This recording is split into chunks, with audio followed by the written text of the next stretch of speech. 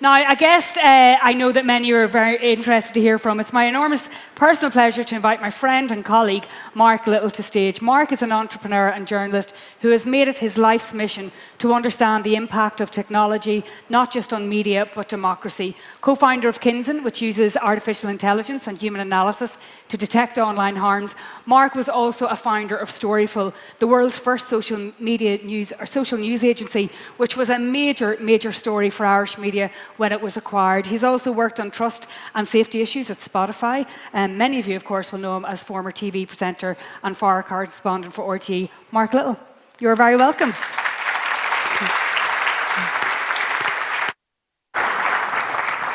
You're always in the right conversation in Ireland if Derval MacDonald is in the chair. I can tell you right that from experience. Listen, it's an absolute privilege, truly, to be here today to talk, I suppose, a little bit first about my story, because when I hear Derval talk about my career, I get exhausted at about halfway through, knowing what went into that career. But essentially, all my life, I've been a storyteller since I was at my granny's knee in the Liberties, listening to her telling stories. And very early on, I knew that I wanted to, first of all, tell stories about chaos and uncertainty. In fact, I knew I was going to be a journalist when a religion teacher wrote to my parents that I was prematurely cynical, which meant that was the only thing I could do. So I went on, and I was the guy who would do the reports on television that begin with pictures of government buildings, bum, bum, bum. So that was my job, is to scare the hell out of you at home. And also then, when I was a foreign correspondent, to go to war zones and to natural disasters, to be in Washington when the political crisis was happening. So I told stories that left you feeling uneasy about the world. And it was pretty frustrating, if I'm being honest about it. So the second half of my career, I went in to become an entrepreneur. I worked for big tech companies, and my job there was very different. Because when I was looking at the world, and I think Neil said, you know, we can't control the uncontrollables. How do you inspire teams in that moment? And I learned that I had a little bit of a capacity to be able to turn around and look around the corner at the future and come back to the people that I cared about, that I led, and convince them that they had some agency, some sense of power, some lever they could pull that no matter how bad the future looked, would have a more positive outcome. And so I told those stories, and I became the insufferable pain in the arse that's the evangelist in the room, right?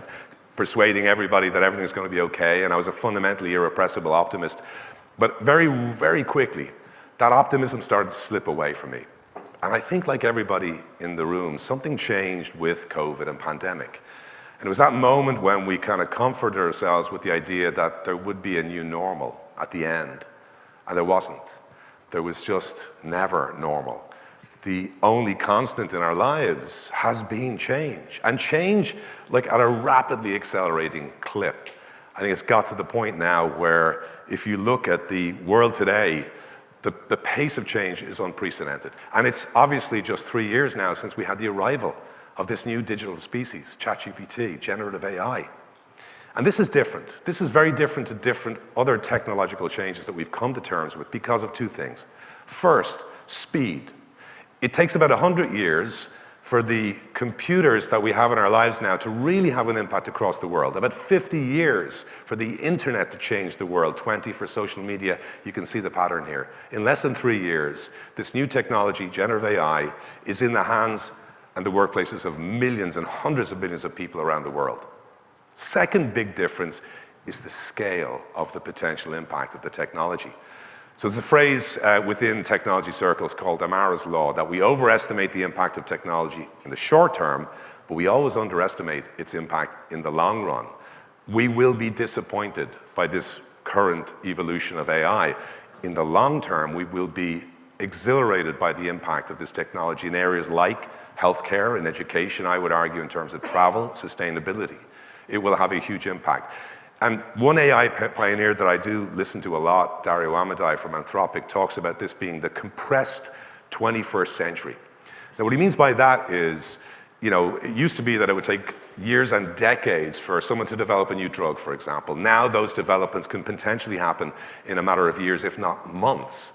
So in this century, some futurists argue that we're living through more change in 20 years than we did in the entire 20th century. Some futurists have even more exponential acceleration predictions. Whatever the case is, you, me, and everybody alive on this planet today are going through a pace of change unlike that for any generation in the tens of thousands of years of human civilization.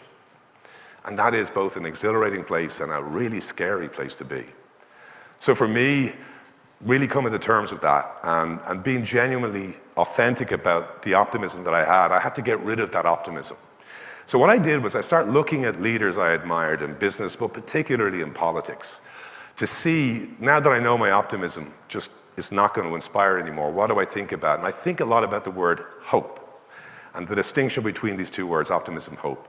Like Václav Havel, who led the struggle against communism in the Czech Republic, he talked about hope as being confident in the purpose of the work you do every day.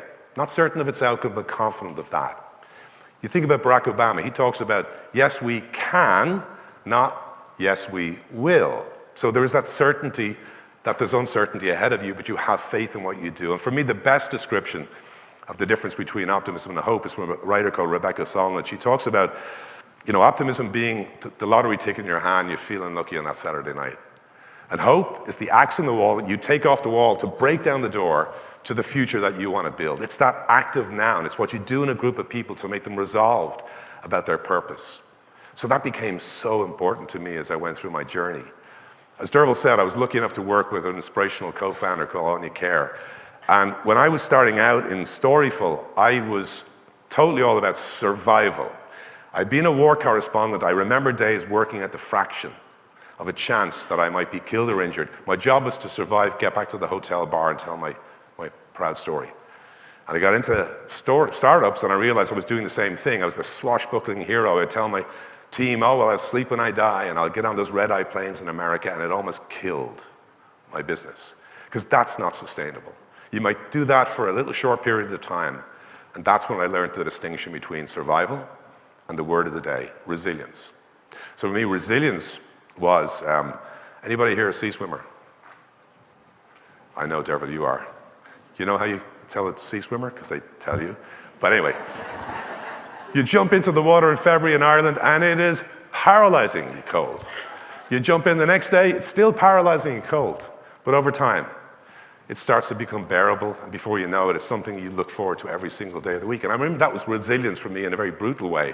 But in terms of a startup, it's where you get to the point where people understand that tomorrow is going to be as hard as today. It could be harder. Every day there's a kick in the head.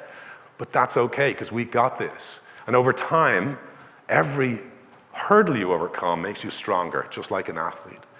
And I know that sounds like I'm talking in terms of word distinctions, doesn't matter, but in practical terms, what that frees you up to do is embrace like a lot of very practical concepts in your business, whether you're big or small. Like me and Anya had this idea we borrowed from Reid Hoffman, who founded LinkedIn, of having a plan A, a plan B, plan Z, the lifeboat. So plan A was whatever the plan was for us to conquer the world. Plan B was when that didn't work out, what was the pivot? Plan Z was, do we have enough money to come up with a new plan A? And we had a plan for every one of those eventualities. And what happened was we started sharing that with the team. So the team knew on the occasions when I can tell you we were days away from not being able to pay bills, pay wages. People knew what plan Z looked like, and we rescued the company. The second thing we did was, instead of, let's say, in your business at the end of the year, you go do a post-mortem on why it didn't work out for you this year. We adopted a technique called pre-mortem. So whenever we're trying to get a new customer on board or launching a new market or a new product or a feature, we gather the team and sit down and say, why will this fail? Not why might it fail, but why will this fail? Tell me all the circumstances that will contribute to the failure of this product. It's such a liberating experience when everybody has the safety to say what they really want to talk about. In one case, we did this and it saved us the deal that led to the acquisition of the company, because in that meeting, someone found out there was an issue with data that needed to be labeled differently. And so those pre-mortems bonded us in a kind of a social capital. Between the team, over time, they confronted their worst fears together in a room, and guess what happens to your worst fears when you confront them? They kind of drift away, they lose their power over you.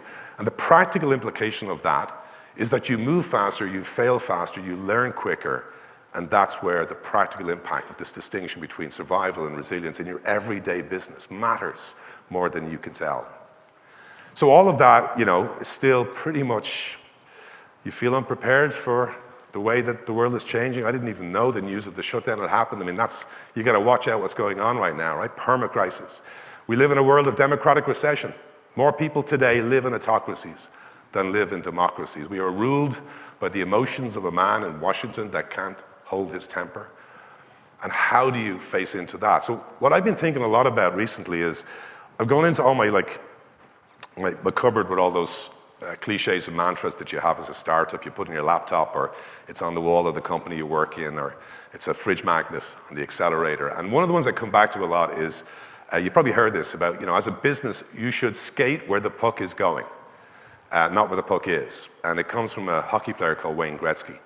And I use that a lot, and I still believe in it. But I've been thinking a different way about it, because we're kind of used to being in a world where if you work out the momentum and the direction, you can work out how history's going to evolve.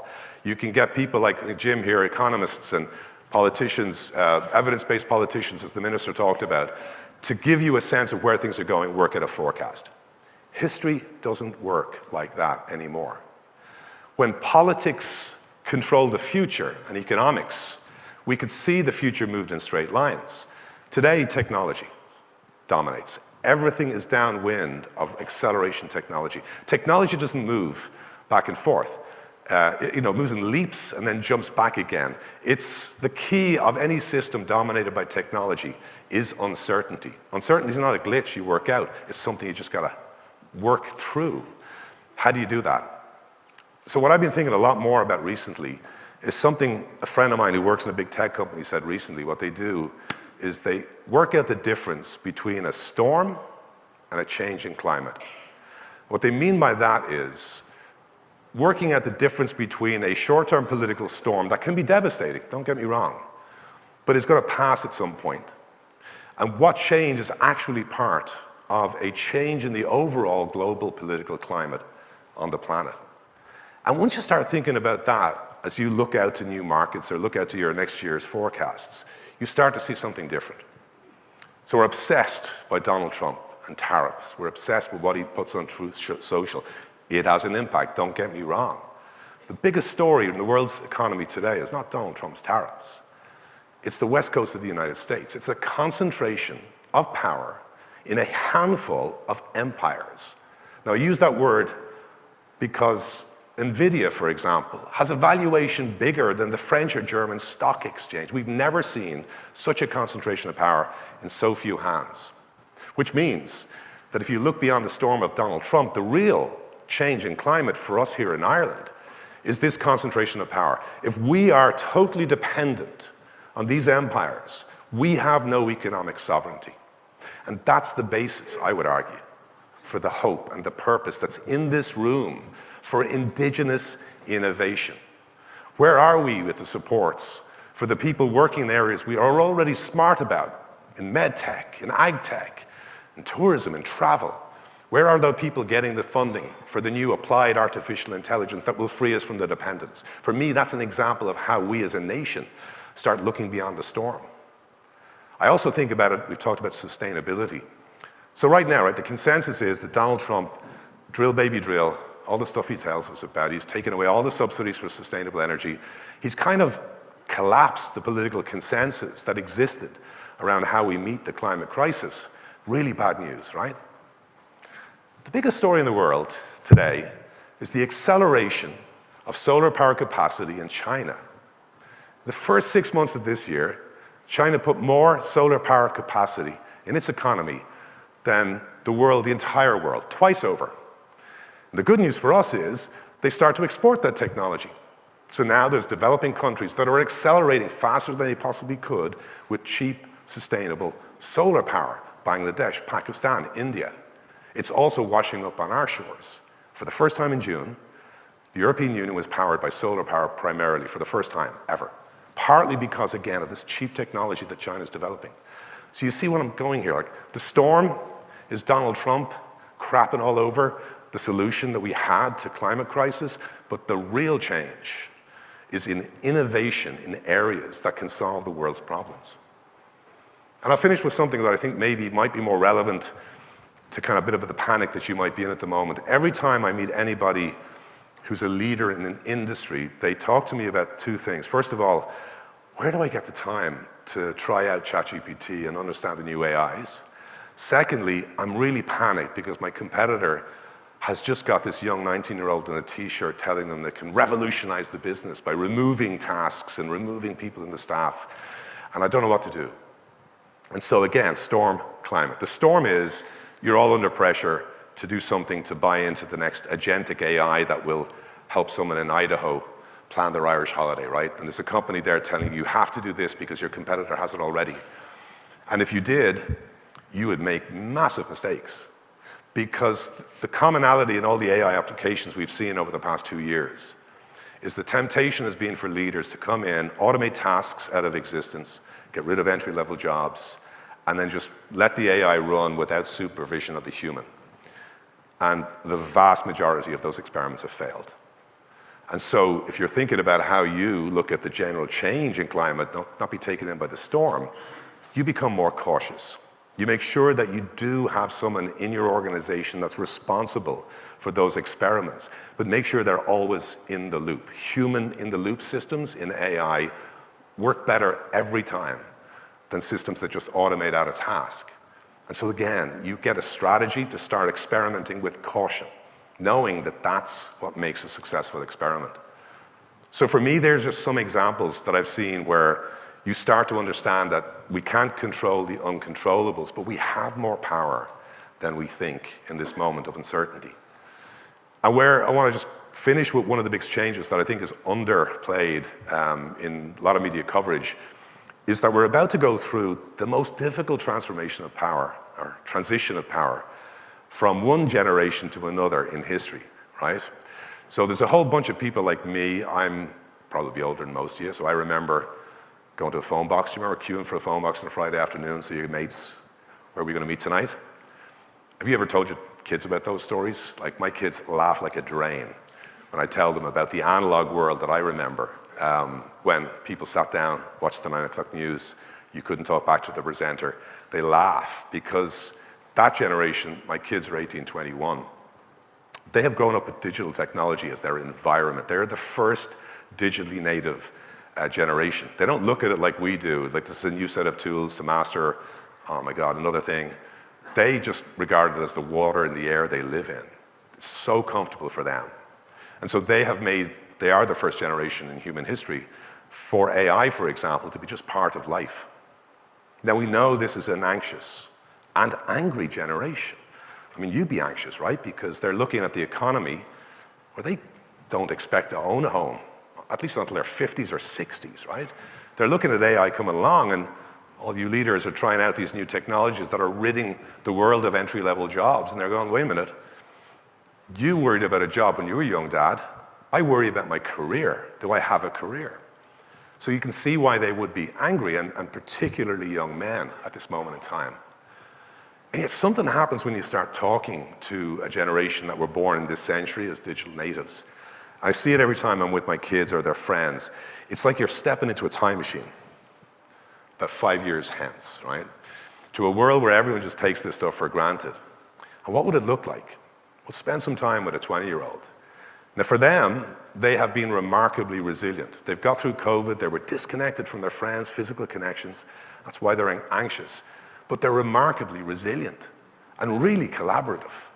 And what they've done with social media, they've seen the rage and the impact that's had on the society around them. And they're starting to move away from those platforms into safer online spaces where they can collaborate. I mean, just 2 weeks ago, Nepal had a revolution run by Generation Z. You know how they chose the next prime minister?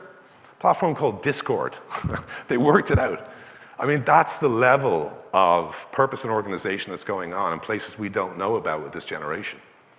And the most important thing for them is they're incredibly nostalgic.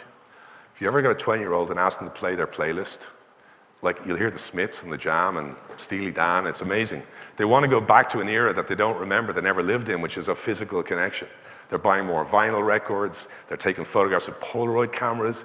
They really want to be part of the world because they've spent so long being online. And so for me, when I start to see this generation, that's where I get, first of all, real hope, but also more importantly, I start to feel that they're teaching me something. And as a leader, I think everybody in this room is probably thinking to themselves, I'm going to have to deal with another generation of snowflakes, right? Coming in here, they don't want to work in the office, and they need pampering, and they want all their values up on the wall. And I know that's the case in big technology companies right now. I kind of see the opposite. I think for all of us as leaders, we're going to have a new set. And remember, these are not just people who work for you, but these are the consumers that are looking for the experiences of the world that you are delivering. So how can we learn from their behaviors to get ready for a period of accelerated change? And one of the things I think a lot about is leadership itself. So when I was coming up in a startup and inside big tech company, I always drew this distinction between leadership and management, right? So a manager walks in a room and goes, I'm in charge. And a leader walks out of a room and everyone goes, I know what I'm in charge of, right? The leader is someone who decentralizes power in a company that's moving fast. And so if you want to be agile and meet the next challenge, you have to kind of decentralize power. But this next generation are going to demand something more. They're going to demand you be able to toggle between that leadership, to give them power to go off and solve something in your business, but at the same time, they want your mentorship. They are curious for your life skills. They want to know how you can help the business. They want to be purpose-driven. So there's going to be an incredible change, I think, in the way that we run our businesses, but also the markets that we're catering to as well. And so for me, one of the things always has been something I return to again and again whenever I'm talking to people like me or leaders who are facing into uncertainty, is that the best business skills you can learn are what we used to call soft skills, right? So emotional intelligence, which is comprised of like self-awareness and self-regulation. It's taking care of yourself and how you communicate to your team, having the communication of a vision that's very clear, being consistent in communications. Most of all, empathy, which gets a bad rap. People think it's sympathy. It's not. Empathy is the ability for you to get in the mind of a consumer, customer, or a staff member, not just know what they're thinking and why they're thinking that, but understand the emotions that are driving them as well. And I have had no better skill as someone who's been living on this edge of that uncertainty, of that ability just to sit with somebody who might say one thing but is feeling something differently. That is your superpower. And I would argue that in the age of superhuman technology, the competitive advantage for all of us as leaders is to lean into these human skills. That's the only thing we're going to be left over after they work out all the computational stuff that we are going to lose control of. It'll be that competitive advantage, ironically, in the age of superhuman technology, is people that can lean into their humanity. And to finish off, maybe also to take a lesson from the generation coming up, maybe also to lean into our anxiety. It's not a bad thing. That's the anxiety that leads you to abandon false optimism and think about purpose-driven hope. It's the anxiety that says, in a world where everything is moving so fast and changing so fast, in a world where technology is being decentralized to every single person in this room, where decisions that you take as innovators are going to have a greater impact in the future than many politicians. In that world, the smallest correction, the smallest change, the smallest advance can have an outsized effect. It's like driving a really fast car. That steering wheel is way more responsive. And I'll finish here. I'm just looking forward to chatting to Derval about all this, is to say basically, when you look at this generation as well, think of one thing. They look at the world and they say, nothing is certain. And their next sentence is, everything is possible. So that would be my message to leave you with about an uncertain world. Thank you so much for your patience and your attention.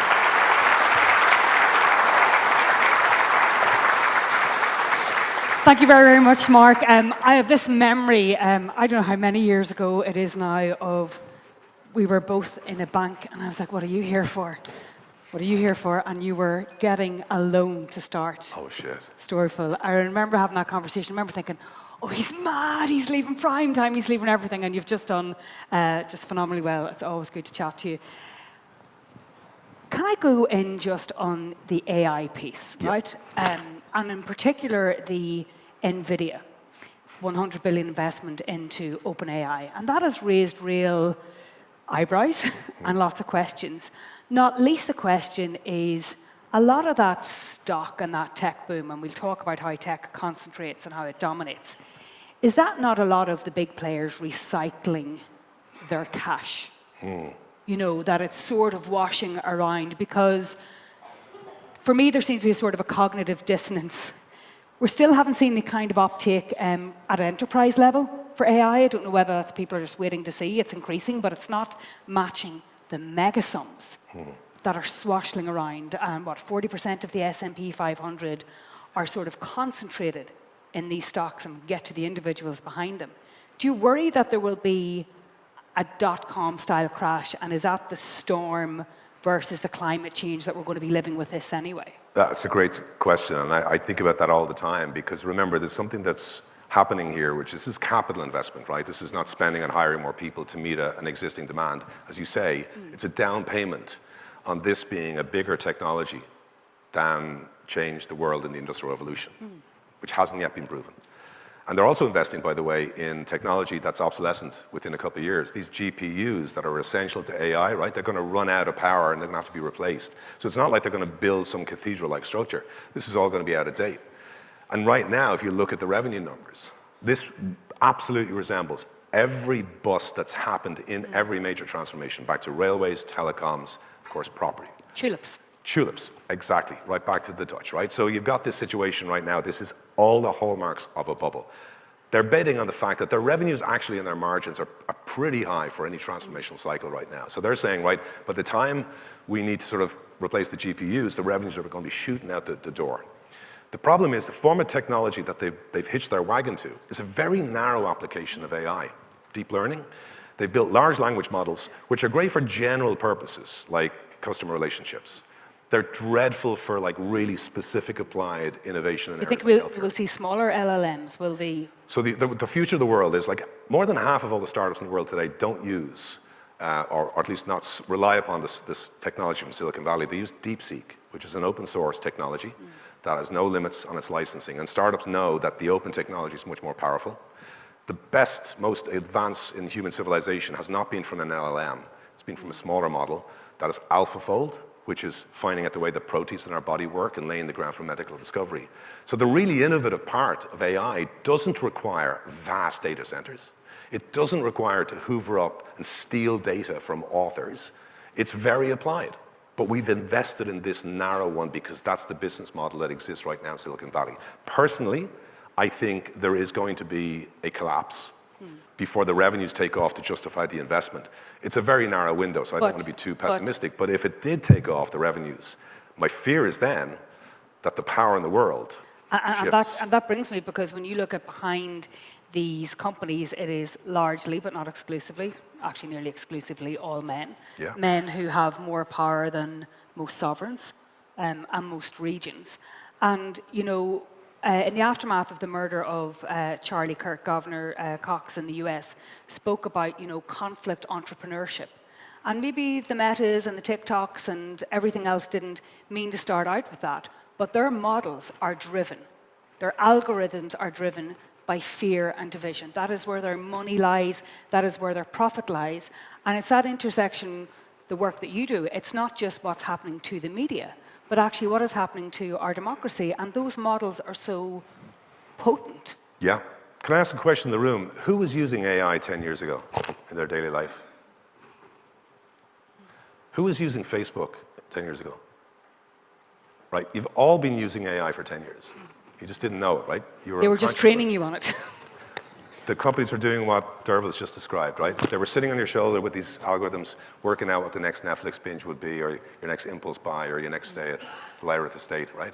That was them. You were unconscious. Now, the benefit now with these AI is that we're now much more conscious of their existence. So we have an opportunity. I'm not saying we're going to grab it yet. What I worry about is it's not necessarily anymore stopping misinformation. That's kind of almost like the dam is gone.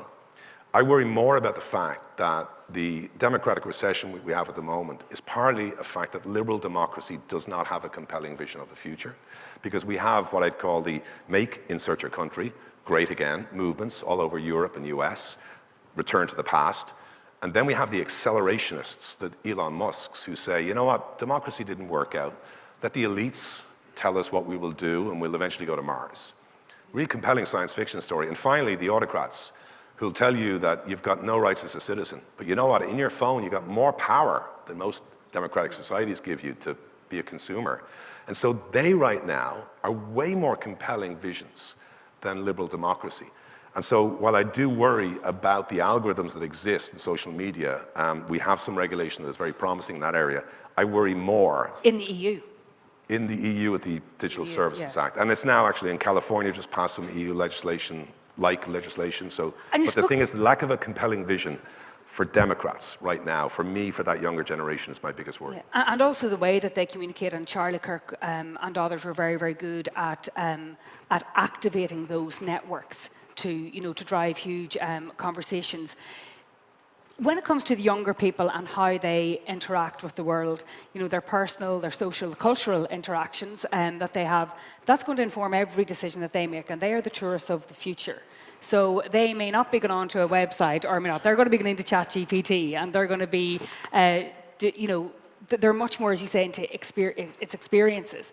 So what do you think are the implications, or what are you excited about for, the future of sectors like tourism, where that is going to play a major role? I travel with my kids a lot, and I always love the fact that the first item on the agenda is the thrift shop. Went to Rome last year, right? My daughter found the thrift suburb, right? There's a tiny little place in, not too far from the city centre. It's the thrift clothing area, and that's where all the kids her age wear. And there's all the cool coffee bars. The authenticity is the key, I think, everyone in the room should take from this generation. They really are kind of repelled against kind of like a tourist experience that they might have got 10 years ago, whether it's Dublin or Porto or whatever. There's always a kind of a city limits experience, and it really is replicated across the world. And they all stay away from that. They want to go see the thrift shop, or for some reason, I have Spanish young friends who want to go see St. Patrick's Cathedral. It's a huge thing in Spain, because they're connecting with kind of a Catholic tradition that has had baggage in the past in their country. So they're all looking, these people, for experiences that are physical, but are also deeply authentic. And that's why we have this lack of historical baggage connected with, the music of the Merry Wallopers or Kneecap. So I think that authentic culture, the kind of stuff you'd wander across in a city, finding ways for us to offer that experience, because we are so rich in that authenticity and our story. And I think that's one of the implications that I'm seeing. I've only a wee minute or so left with you, because the most important job of a moderator is to get to the coffee break. My final question is this, just in terms of, we're both storytellers, that's what we do, that's what we kind of got. And I often wonder, sometimes when the disconnect happens, it's because we're not connecting with the stories that are really happening. That's partly generational, it's partly the technology that you use. And I'm just wondering, there's a lot of noise, there's a lot of storm in geopolitical debate, and we have to pay attention to that. But what are the biggest stories that we're missing out on, do you think, at the moment, and ones that give you hope? So for me, it is when I look at medicine, for example. They set an LLM on conditions that were drug resistant, and they left it run for a night, and it came back with two new treatments, 2 new antibiotics on its own. And of course, they have to go through clinical trials, et cetera, and all of that. I look, for example, at something like pancreatic cancer is a death sentence right now. By the time it's detected, it's too late. In the Mayo Clinic in the United States, they're making real progress in potentially removing that death sentence, again, through technology. But the key is it's human in the loop. It's doctors applying models that are constantly fed with perfect, good data, and then the machine almost becoming like an emergent technology. I always think of the starlings. Ever see a murmuration of starlings? I love that idea of this kind of incredible intelligent design. And we're seeing that every single day in climate tech, in agricultural tech, in medicine. And again, it's a specific type, small, well-applied, human in the loop. But that's not what they're selling us. And I really, really appeal to everybody. You have more power than you think every single day. Next time you see a politician, ask them about your privacy or your data in AI. Ask things. Use the technology. Because people do feel as if we don't have agency in the enormity of these things, whether it is all of those global conflicts, Ukraine, Gaza, Sudan, everywhere, and people do feel that they don't have an agency, but you believe that we do. Every single moment you are online, you are built on open protocols that are not owned by big companies. Everything you do, you listen to a podcast, you send an email, you see something on video, that was built with an open and collaborative technology. And they have deceived us into believing that doesn't exist. Public investment responsible for all the great innovations of the last 30 years. So the public sphere right now has been starved. And I think all of us investing in every click we take online, in every conversation we have with someone on our team, with the idea of having a real purpose in your life every single day when you go to work. These things matter because the technology is decentralizing more and more power to us as individuals. But we're just not ready yet for the potential of the power that gives us. And I think there's a line I always like, in British Civil Service, it's TINA, there is no alternative. There is an alternative. And I think as you start to be curious about your daily life, as you wander through social media or online platforms or use AI or conversations with your kids, you'll realize that. That's the one thing I want you to walk out today, is in this world, we've way more power than some people would like us.